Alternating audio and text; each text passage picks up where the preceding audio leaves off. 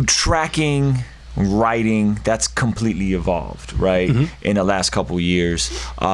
Meaning that people aren't writing down their raps like they used to maybe 10 years ago, Correct. 20 years ago, right? And so you have two Atlanta artists that I feel like kind of drove that, right? And so, and you've worked with both of them. You've worked with both Young Thug and Future.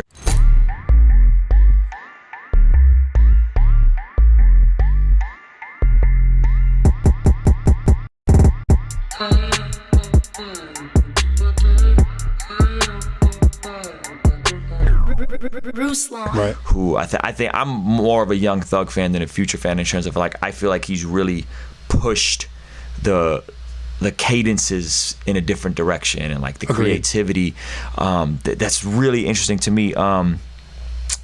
What is it like working with someone that is that creative and that different? Because I'm assuming when you're getting those records to mix, like they probably aren't perfectly recorded. You know what I'm saying? Like there's probably some rawness there. Like what was that like specifically working with Thug? That record was actually a giant train wreck. Yeah, I'm saying this as politely as I can.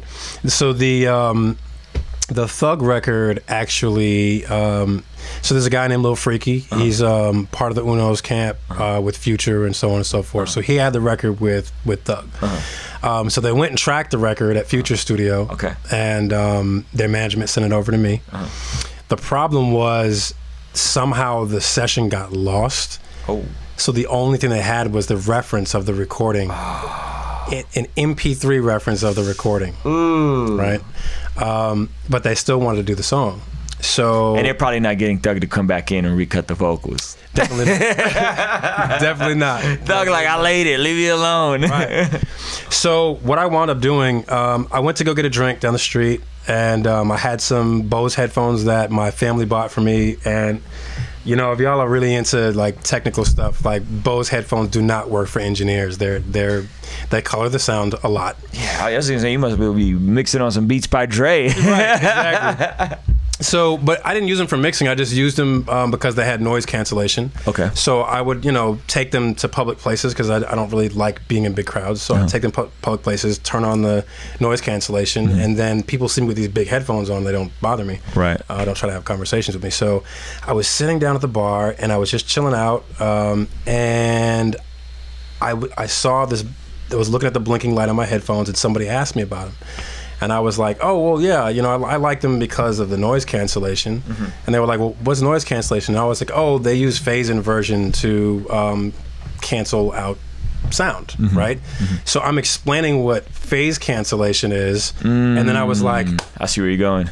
I jumped up, I tabbed out, I ran back to the studio, and I spent about an hour and a half trying to find the amplitude to cancel out some of the frequencies in the reference, and I was able to successfully, through phase inversion and phase cancellation, reduce the amount of instrumental inside of Thug's vocal. Wow.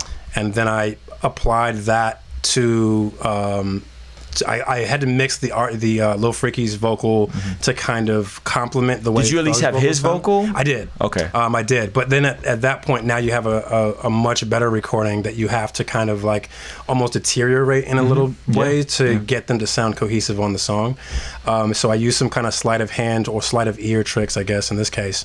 So when the record, if you listen for it now, you'll be able to, after hearing this, when Thug's vocal gets ready to come in, I did some sonic widening and some other cool stuff. You did some wizardry, bro. That's some straight wizardry magic stuff, yo. Like you're talking about phasing in pieces of the instrument. Wow. Okay. Keep going. It's pretty cool. No, it's pretty cool, man. I don't know that I've heard of anybody doing. I'm picking up like 80% of what you're saying from a tech standpoint, and it's like, wow, that's some real. I would have never thought to do any of that. I mean, it's what I do for a living. Yeah. But to your defense too, man. Like you are one of the. In all of the artists that I have come across and work with, you're one of the most competent when it comes to understanding sonics, which I think is huge. Yeah, I appreciate that. I when we first met, backstory, we met. What was that restaurant we met? Highland Bakery. Yeah. Highland Bakery we met, and your studio isn't too far from there. and we came through, and I gave you a copy. I think it was Indie Jones 2, and you were like, who mixed it? And I was like, I did. And you kind of gave me this look. And then I think you called me and you were like, yo, like, this is actually mixed pretty well. Like, and I was like, oh man, like, thank you. And you said that to me, and oddly enough, DJ Quick said the same thing to me. Like, he was like, who mixed the record? And I was like, I did. He's like, you throw this in and it's trash, I'm gonna tell you it's trash, youngin. Nephew, this better not be trash. I'm not holding back. And we threw it was actually the Breaks record called Never Arrive at the time. It's 2013, I think. And he was like, yo, this is, you know what you're doing, you know what I mean? And so I want to come back to that, because there's a point I want to make in terms of because I can mix, I tend to kind of project out on more rappers than I should, to a fault. Right. You know what I mean? So I want to come back to that, because we could unpack that. But my next question was going to be, I know a lot of the trap stuff, and I don't know if the Future record was this way. A lot of this stuff that's getting mixed now, I know these dudes aren't even sending stems over. You know what I mean? It's a lot of 2 tracks. Yeah, that actually was a 2-track beat. The Future one? Yep. So how, you could talk about that specifically, but like, was that problematic with it? Because you said something interesting earlier. You said a lot of times the issues with the vocals aren't with the vocals, they're in the track and the melodic parts in the track. That's probably not creating space for the vocal or causing issues with how the vocal sits. Right. With the Future mix, was that, since it was a 2-track, was that then an issue in mixing that record, or how'd that mix go for you? It was a tremendous issue. Okay. It was 90% of the problem. Dang. And we also, the version of auto-tune that they used, we weren't able to figure out which version they used.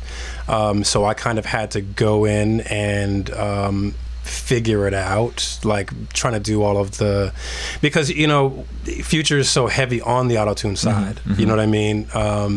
One incorrect, here's the thing about it, if you record with auto-tune in the wrong key, which is very common, you use the wrong key, it doesn't necessarily matter if the artist is good at knowing how to play against what's happening in auto-tune.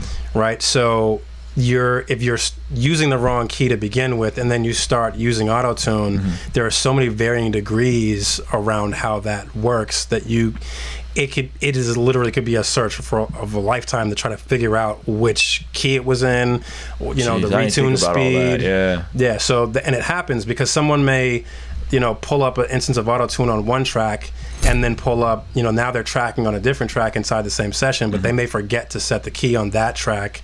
So we kind of had that kind of thing going on where there were parts of it that we, I found it very challenging to figure out. So I brought in a songwriter that I know, and he helped me figure that out. And so that's how we managed that situation. But yeah, the instrumental it's an 808 Mafia instrumental. I'm trying to remember which guys from 808 Mafia did it. But yeah, it was an 808 Mafia instrumental. It was dope though. But so was the beat mixed okay, or was the beat also problematic? Yeah. Producers are horrible mixers. It doesn't really, to me, matter who you are. There are literally maybe 2 to 3 producers I've ever worked with in my entire career that I feel like, okay, this beat mix is solid enough for me to use. And even in those situations, I still wanted to mix the beat. So yeah, there's very few. And like I said, you're an anomaly in that way too, because artists are even more trash at mixing than producers are. But your production brain and your engineering brain are almost completely incompatible. It's like left brain and right brain. And so it's not an accurate way to describe it, but it's that polar opposite. So you can make the left and right brain work together, but 90% of the time it's just better to have somebody who specializes in that. Another side of it too is that your motivations are different. Oh, absolutely. Whenever a producer, I could totally tell when a producer who made the beat mixed the record, because the beat is always overpowering the vocals. It's so obvious to me, you know what I mean? And I tell people like that, like, you might want to go get a different engineer, you know what I mean? Yeah, it's a thing, man, and that's for every discipline. So I heard a friend of mine was talking about how he was a rapper, and he's a mixer now, and so he was talking about how he had this mentality of like always being the best. And because I stopped him because I was watching him mix. He's one of the guys that works here, Jarrett Audio Grimes, and peace to John who's in here, Northland JK. So Jarrett was mixing, and I said, "Yo, stop trying to make a statement." And he was like, "What do you mean?" And I was like, "You're trying to make a statement with your mix that you're a good mixer." Sometimes you need to let your ego get out of the way and just do what's best for the record. Exactly. Yeah. So I kind of like that can preach. We had a whole conversation about it, man, and he explained to me like, well, that comes from this mentality of being a rapper, and I was like, that is why it's so important to get people who focus on a discipline, who's a specialist and a sniper at what they do, involved in what you do when you can, because those resources cost money. You know what I mean? So yeah, when you don't have that kind of money to throw around and stuff, yeah, you do as much as you can, wear as many hats as you can. You know what I mean? But when you get to a place where you can wear more than one, where you don't have to wear more than one hat, it's good to do that. You know what I mean? Yeah. Or if you're gonna wear more than one hat, don't try to be extra fancy with it. Right. You know what I'm saying? Right. Just get a nice, clean mix. Make sure the vocals compress. There's a little EQ. Cut out the mud. Put a de-esser on it. Move on. You know what I'm saying? And don't try to be extra flashy with it and overdo the reverb, because then that's when you could tell, like, oh, this wasn't mixed properly. You know what I mean? Absolutely. Julio, Julio, Julio, Julio, Julio Jones. I'm from Atlanta, you throw me the ball and I score in the zone. They hit me up for a deal like it's something I do on the phone.